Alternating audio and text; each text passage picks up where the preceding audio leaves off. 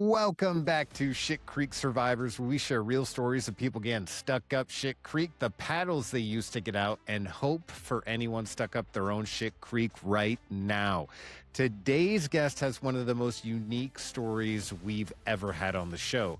Imagine growing up unable to eat. No pizza parties, no birthday cake, no grabbing a meal with your friends. Ben Sutter spent most of his life surviving on formula and feeding tubes before facing an entirely new challenge, learning how to eat and not fear food. Let's meet Ben. Well, Ben, thank you so much for being here on Shit Creek Survivors. If you would introduce yourselves to our audience. Yeah, my name is Ben Sutter, and I have something called eosinophilic gastroenteritis, which is a long way of saying I can't eat food. So let's see. When I was even in the Wow. womb, my parents were having issues. Obviously, my mom. Let's see. She was just constantly sick, vomiting all the time, and I was the youngest of three at that point. So they knew, like, okay, this is what it should be, and this is pretty darn far from it. And so Right. let's see. They spent a lot of time just trying to reduce her diet down to whatever she was able to tolerate. And things eventually got better, but not perfect. And then eventually, when I was born, I was having reactions in just everything constantly.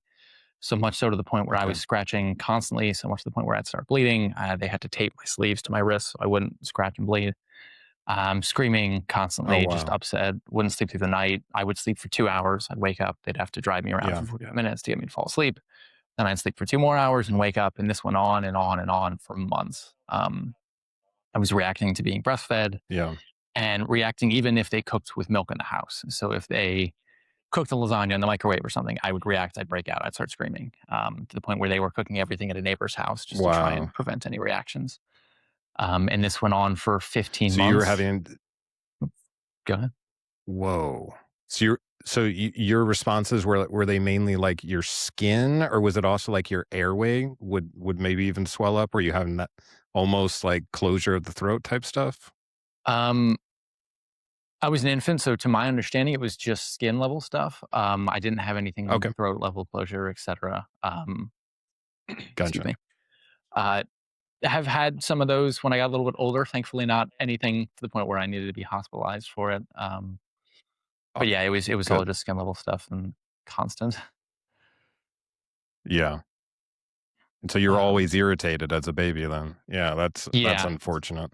yeah, just constant screaming. And like I said, they went around to doctor after doctor after doctor trying to figure out what was wrong. Because again, I was youngest of three, and I'm like, this is not normal. And doctors being kept just saying, oh, kids are fussy. Kids are upset. They scream, they cry, they don't sleep. Like, no, we have three kids. This Y is so far from normal. And they Right. eventually found one in Cincinnati, about a 3-hour drive from my parents' house, where they're like, yeah, we believe you. And my parents described it as kind of like a weight off their shoulders. And I was diagnosed and Yeah. put on something called Neocate Splash. It's a little juice box looking thing. It's a perfectly balanced dietary replacement. It's got all the nutrients you need to survive. And I've been surviving off that and that alone since I was 15 months old. And I'm now 25. Wow. Whoa. Yeah. That's a long time. That's a long time. And I Yeah. thought this would be a great fit for the show because it's so outside the box of what I've heard that it's so interesting. And like, knowing that there's people like you out there who aren't even able to consume food. I mean, how often do we take that for granted? Yeah. Um, do you remember like different ages where maybe you tried to eat and it didn't work out, or was it just basically let's just not mess with it, let's stick with the what we know works kind of mentality? Yeah, absolutely. So initially, when I was first diagnosed, my parents were ecstatic, like, okay, we have something. At least he's eating. At least he's getting nutrients. But I was just trying to drink it orally, and I wasn't drinking enough of it. And they obviously wanted to Okay. try and introduce regular foods. But the process for me to trial a food was I would eat one food consistently for a month, just adding one thing. So it's known as elimination diet. So take everything out and then just add one thing back at a time. So I was Yeah. eating just the formula, and then I would add like one little food in. I would eat that consistently for a month, and then I'd go in and have an upper endoscopy, which is where they knock you out and stick a camera down your throat to check for internal swelling of the esophagus. And if there was no Oh, external reactions and if there were no internal swelling of the esophagus, then I could continue that food. And by the time I was 10, I had had 15 or 20. Honestly, they stopped counting, plus endoscopies, and none of them came back clear. So I could have sugar, sugar. I could basically just have sugar. And so I was living wow. entirely off the formula and then sugar as well. Wow. So you would, I would assume, have to prep your whole day around that. You'd have to make sure that wherever you were going, you had what you needed so you could consume calories so you could keep moving. Is that correct? Yeah, yeah. I mean, thankfully they were in this. I mean, they literally used like exactly like a juice box, like an apple juice box or whatever. Okay. And when I was 3, I was diagnosed as failure to thrive. So I just wasn't drinking enough of the formula to actually sustain myself. So my parents made the very hard Okay. decision to have a feeding tube put in. And so that Uh, kind of took away a lot of those fears of like, okay, he's not growing, but now we don't have to worry about that. So I would be hooked up to the hmm. tube feed for 1 hour on, 1 hour off. And it was a little backpack that was about this big. I still actually have one with a feeding pump that would just connect into a little port in my stomach and it would just pump the formula for 1 hour. I'd get off for an hour and then get back on. Wow. Wow.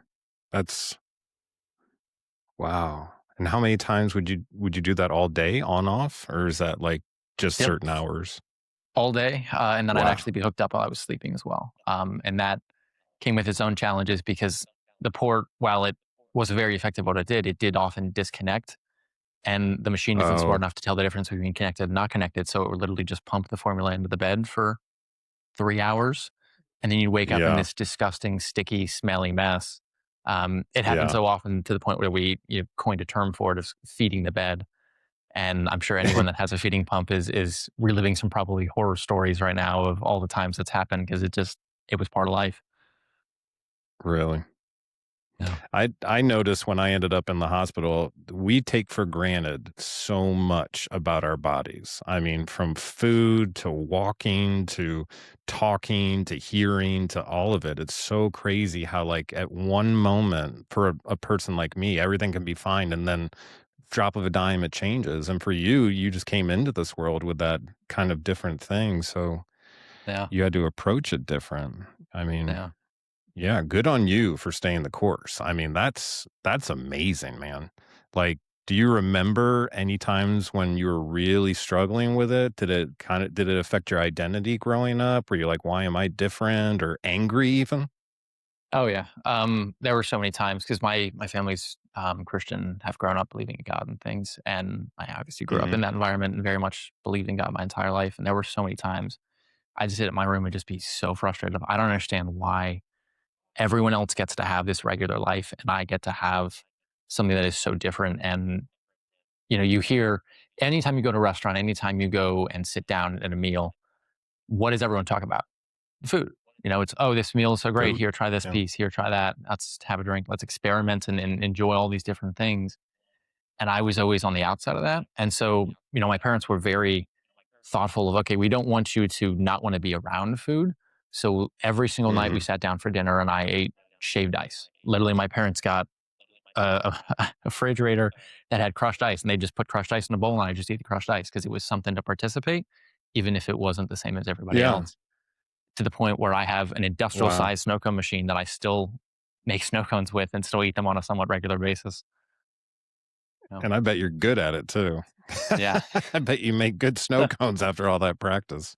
Yeah. Yeah. That's a really That's a cool way to do it. That's awesome to feel included and not left out because it matters, you know what I mean? Like, it matters, and the fact that you can say out loud that you recognize that your parents were doing their best to include you, they saw you, they didn't define you by it, like all this kinds of stuff. That's love, Yeah. that's amazing love, and Yeah. by witnessing that yourself in life, you'll be able to replicate that back to somebody else, which is gonna be an amazing gift. That's actually a benefit that's gonna come out of all this, so Yeah. I'm I- I'm just excited for you. I'm just thankful I have incredible parents and my condition is genetic. So there's a very high chance that my kids are going to have it as well.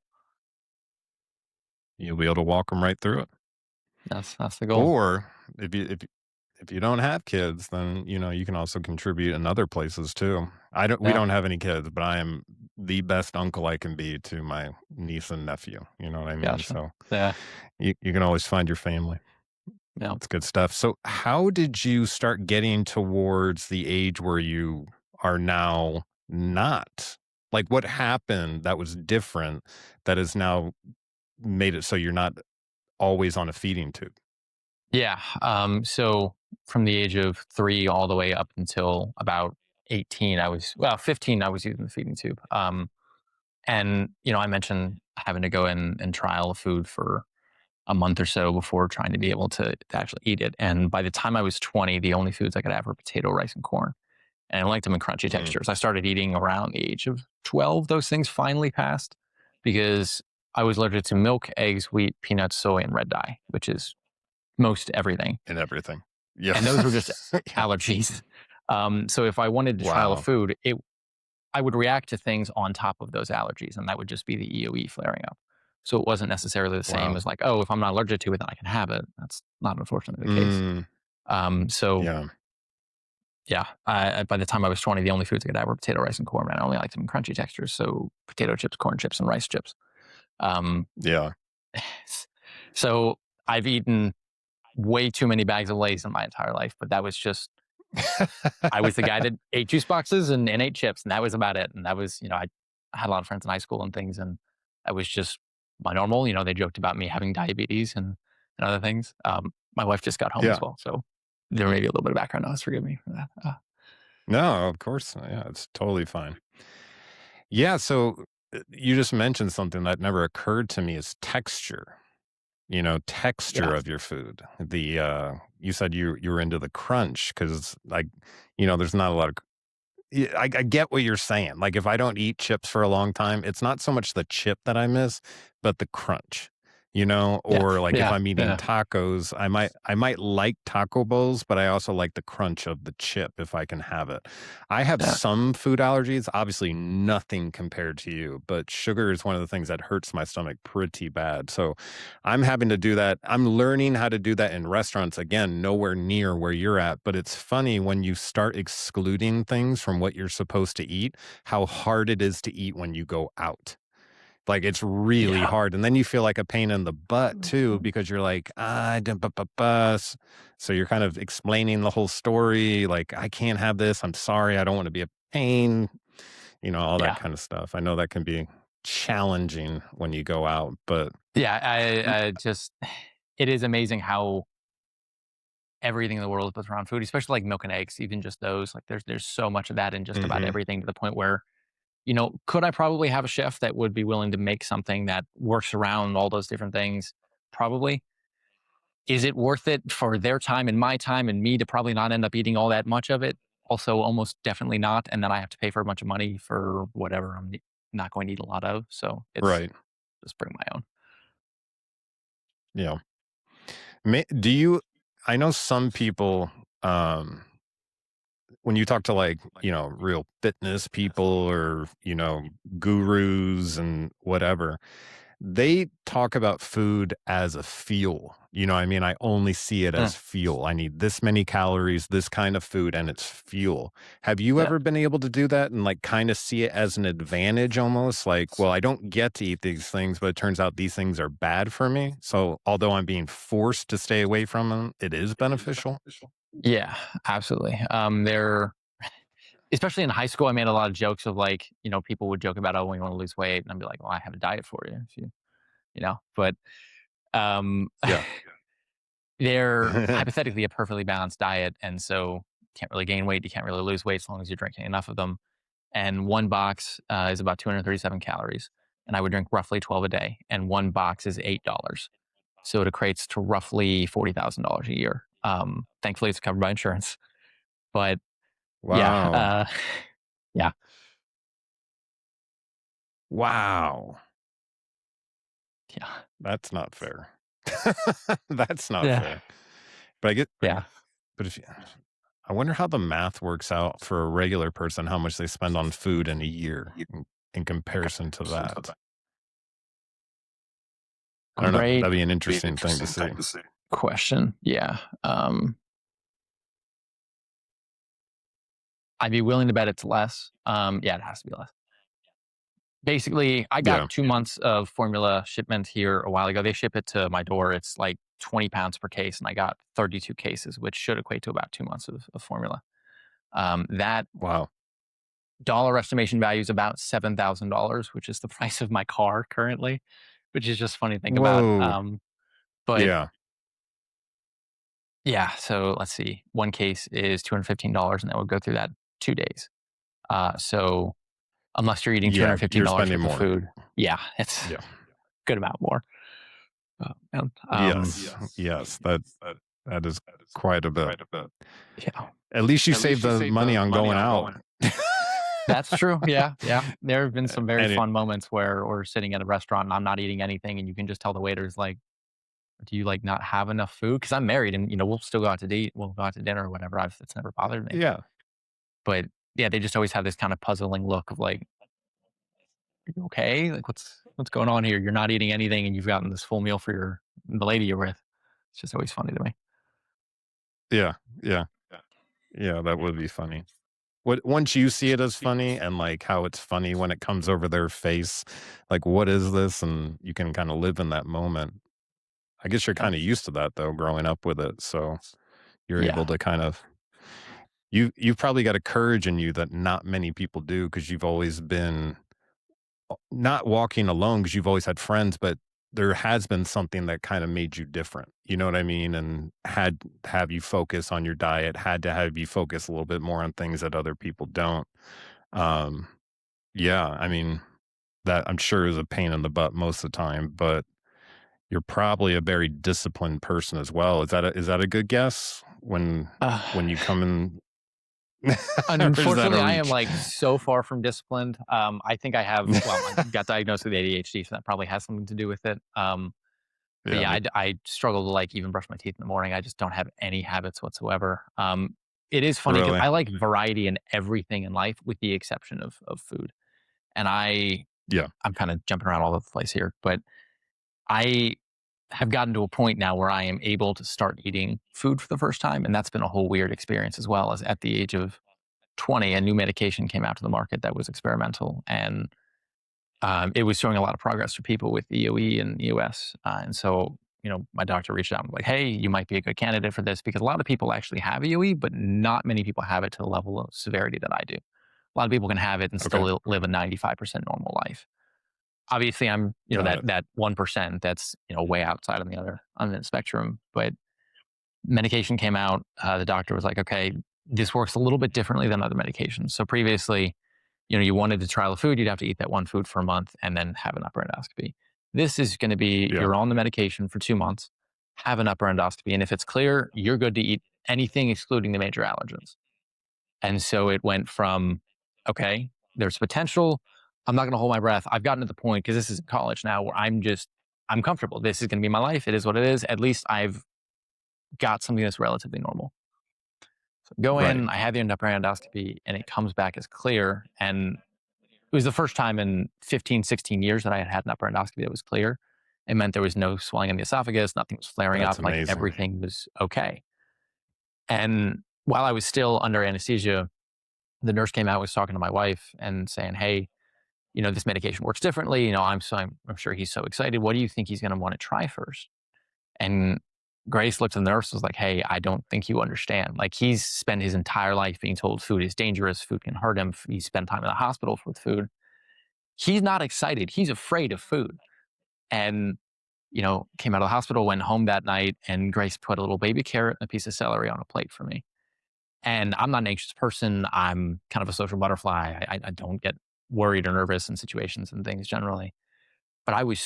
sweating looking at that carrot. And I still remember taking a bite. It was so small that Grace didn't even like, "Are you sure you took a bite? I can't see the mark of, whatever." And I was like, nope, I took a bite. It tastes like dirt. I'm never trying it again. It's awful. I just basically just walked away for like 6 months.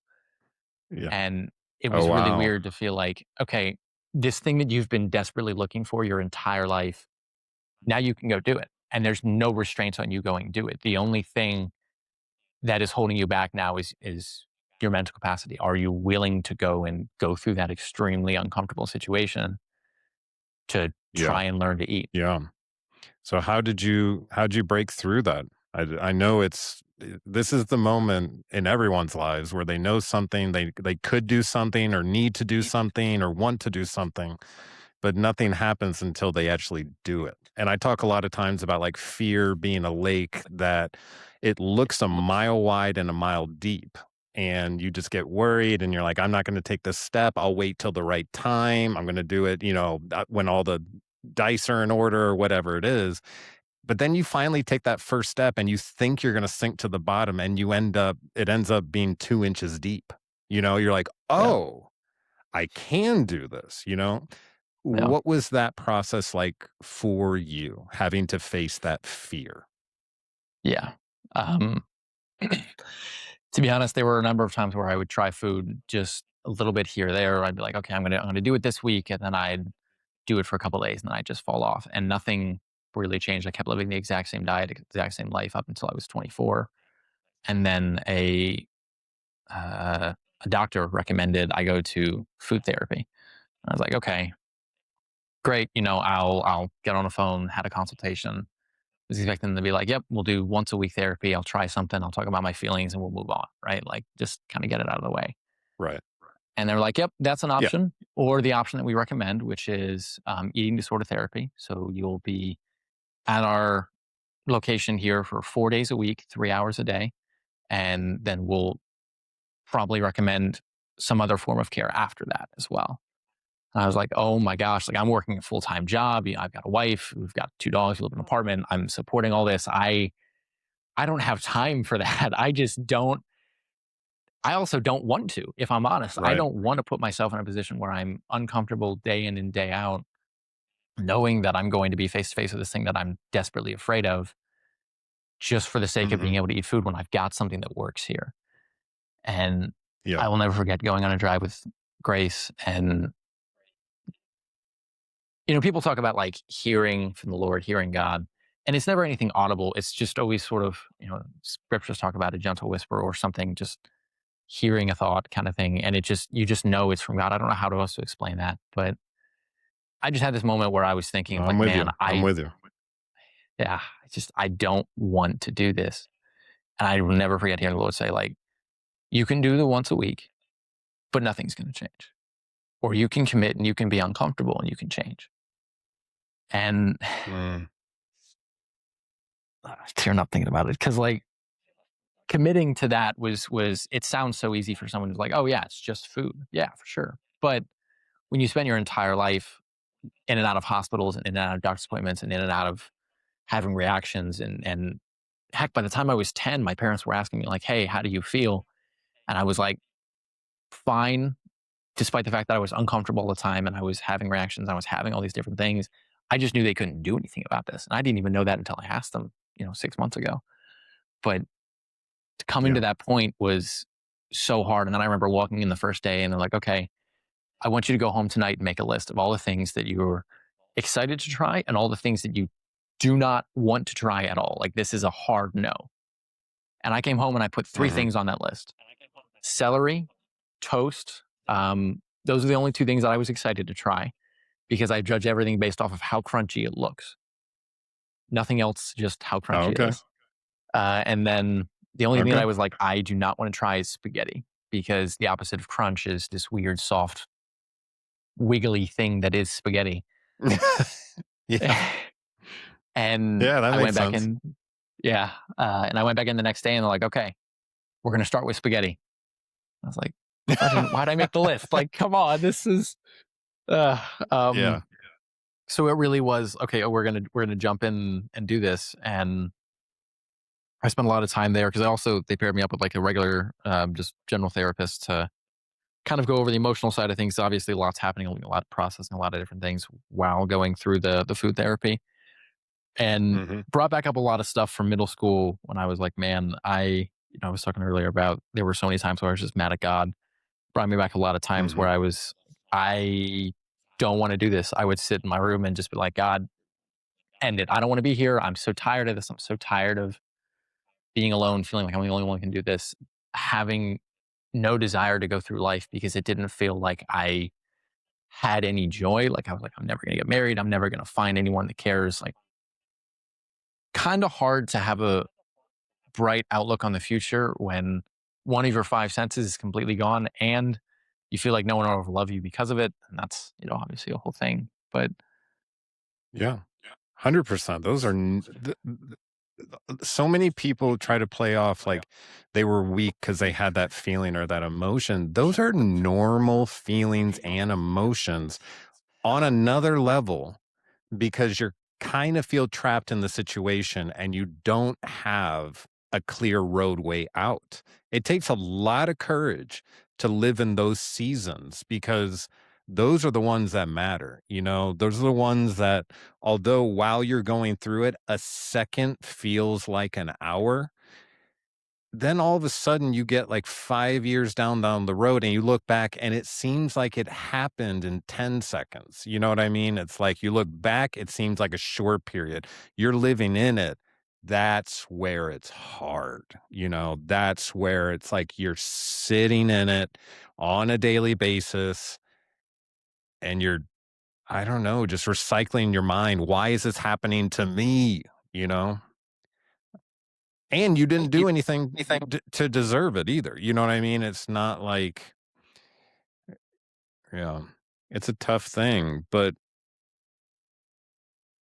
yeah, I've got two brothers as well, and one of them is allergic to peanuts, and one of them can eat every food. None of the son, no issues whatsoever. And so I really felt like I don't know if I just hit the genetic unlucky lottery, like what happened here, but I am so different and so allergic to everything to the point where, I was obviously reacting just to airborne things. And even I got to the point where I was trying, oatmeal and various different things and still allergic to milk, still allergic to eggs. But I tried something that had whey protein, which is just milk based protein. And my whole face puffed up, my throat didn't close fully, but I could definitely feel a little bit harder to breathe. And it got to a point where I'm like, okay, do I take an EpiPen? And I just kind of waited around and thankfully everything started to get better. But still, still have issues and still have all those different things of not living a normal life, but yeah, closer a little bit every single day. it's easy when you're in those seasons too, to develop resentments. Um, for me, it was like I had resentments towards other officers who didn't get shot. You know what I mean? It's like, how can you criticize me for how I'm reacting when you've never been through it? Or, you almost like look like you're viewing someone else's life as being easier. And you don't want to compare yourself to someone else's life because it is the thief of joy. But when you do it, it keeps hammering them in that nail of, will this ever end? Will it ever balance out and all that kind of stuff? And Yeah. you, sir, are a testament to hanging in there and getting through it despite the feelings that you were having. Although that is the hardest part to get through, I think, is the feelings. Because Yeah. one of the things I've said before is like when you're in the hospital and everyone's telling you it's going to be okay, all those people get to go home that night. You don't. Yeah. So yes, they're giving you good well wishes, but but sometimes it comes off to the patient as that's easy for you to say. Yeah. You know what I mean? 100%. Yeah, and that can get tough. What would you say to the person who's either stuck in their own shit creek, which it can be completely different from your story, or if you want to talk to somebody who's actually experiencing what you've actually been through? What would you say to those people? I'll start with a person who's going through whatever it is that they're going through. No matter how much you feel like you are alone, you're not alone. I have a very rare Mhm. condition, but I have since started a TikTok channel and just, hey, this is this weird thing that's happening to me. And I've gotten so many messages of people being like, I have the same thing. I'm going through something similar. Might not be the same disease, but I can't eat food. I'm living off this. I'm living off that. And I've had long conversations just like, yeah, this sucks. But you know what? At least we're not in it alone. And you can just kind of Yeah. bounce off between the other person. And you're absolutely right. It does feel like it's an eternity when you're going through it. But everything does come to an end. And you will eventually get to a point where you are so much stronger because of this difficult thing that you've gone through that you feel like, okay, not only am I stronger because of it, but now when I see someone going through that same thing, I can help pull them out of it because I am a testament to surviving through it. And even if I didn't want to survive through it in the moment, I'm still here. Yeah. So, That's a great statement. Like, that's a spontaneous utterance that really hits because that came from your heart, and it's so true, so true. Well, uh, Ben, I am so blessed to have met you today and for you to have shared your story about what you've been through since birth and how that went and the fear involved, even when, towards the end, when finally you were given the permission to try eating and how scary that can be to even try something that's new. yeah, Um, and, and, and a lot of people out there know that feeling when they want to do something, but they're scared to do it. After I got shot, I suddenly had a tremendous fear of heights, and I didn't know where it came from, but I couldn't handle even looking up at a building standing outside of it. Like, I'd feel like I'd fall over. And I forced myself one day. My wife asked me, "What do you want to do today?" And I was like, "Let's go to the tallest building, and I'm going to look straight down." And we were in London at the time, so we went to the oh top my of the London gosh, chart, and I basically like crawled off the elevator, but by the end of it, I was throwing myself against the glass. Like, and it's just so interesting how you can be so scared of something, but when you finally have had enough of it, you're like, I'm done with this. And then you yeah, face it, you end up stepping into 2 inches of water instead of that mile deep lake. And you realize, oh, I can do this. This is possible for me. And then you suddenly realize that this is possible for me. This is possible for somebody else. yeah, absolutely, Yeah. yeah, and Well, again, Ben, thank you so much. I really appreciate you coming on. Sorry, you were saying something? you're just fine. Yeah, I couldn't agree more. Yeah, All right, Ben, keep us in the loop with what's going on. Everybody who wants to Ben, we're going to put all his contact information in the bio. So make sure you check it out, reach out.